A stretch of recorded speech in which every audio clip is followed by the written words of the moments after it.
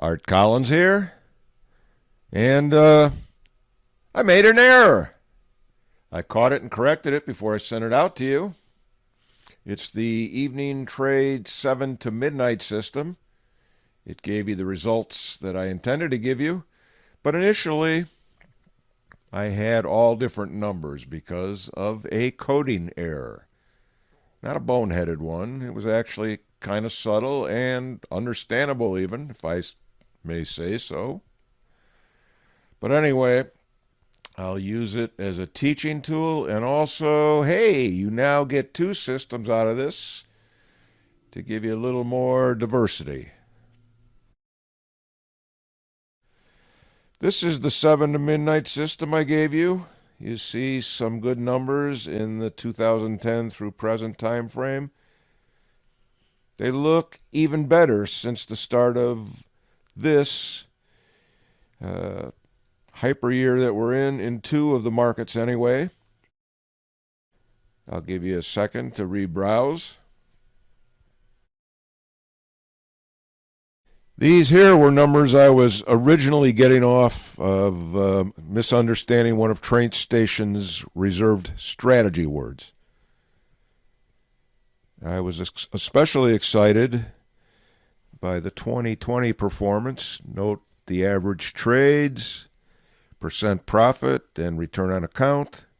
Percent your account would have increased had you started with your worst drawdown amount. The rules for both variations were almost identical. Set charts to 5 minute, 5 p.m. to 12 a.m. Central Time. Between 7 p.m. and 10 o'clock, buy at the session high plus one tick on a stop. And on the sell side, your stop is one tick below the low. Stay in the trade, even if you're getting new signals to flip to the other side. This is different than my usual systems. Take the first signal and stay with it. And no additional trades, one max per session. Use a $500 money management stop or exit at 11:55 Central. Again, I call it 7 to midnight because it sounds cooler than 7 to 11:55. Hope you'll let me skate on that. So these are the rules for the original 7 to midnight. What's different so that you see the second block of numbers? Just this.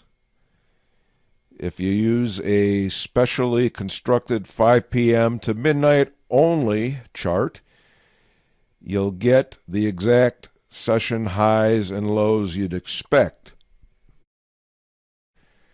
But if you're following this system in TradeStation, the high D0 and the low D0 do not correspond to the session starting at 5 p.m., which is something I would have expected, but rather the high and low of the whole calendar day that you're in, which is not at all intuitive, not to me anyway. I would have discovered this years ago had I not been spending all my day trade energies on day sessions only.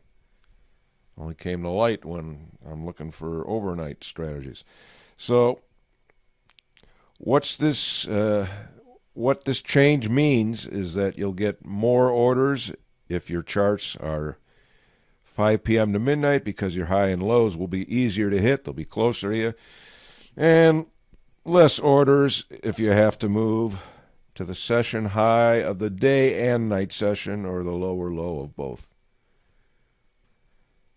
Most of you won't even be coding this in TradeStation. You'll be eyeballing it, and it'll be up to you whether you want to go for the closer or the further out highs and lows. But you can still get a good lesson out of this anyhow. Always double check that your system is doing exactly what you think it's doing. Good way is to manually do a look back.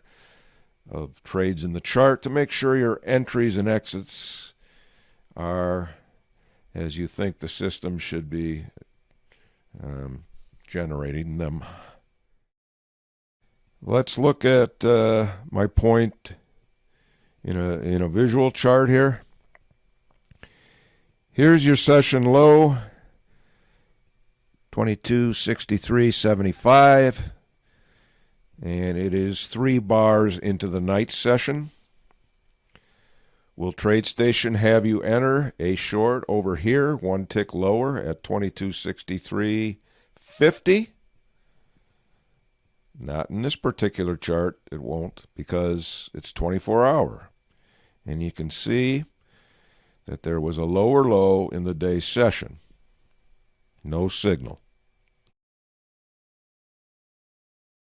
But eliminate the day session completely. Gone are those lower lows, and presto, the signal is now recognized. So your takeaways. It's essential you understand all aspects of your system, including the coding. Always manually inspect the charts to make sure trades are entering and exiting where you intend. By accident, I've developed 2 systems, so even if you're not jazzed about the important theme of this video, hey, Merry Christmas. One variation keys off the overnight sessions only. The other incorporates night and day sessions. And obviously you can select one or the other or both to increase your diversity. So that's it. Until next time.